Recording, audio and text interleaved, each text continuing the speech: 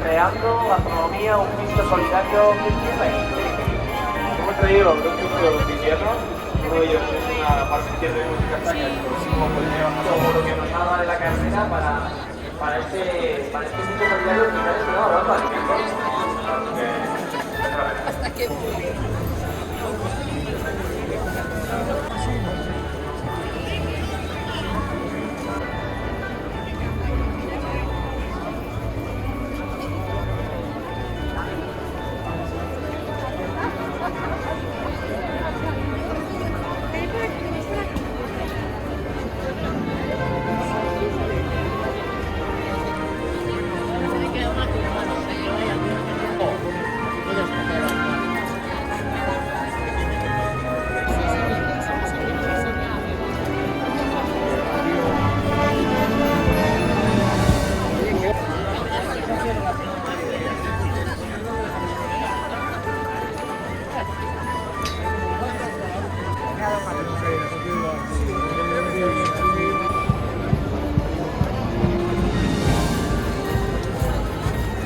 Que este boleto no se deposite en ningún lado, en ninguna urna. Nos lo quedamos porque a las 2 del mediodía se realizará este sorteo de manera presencial y cantar para el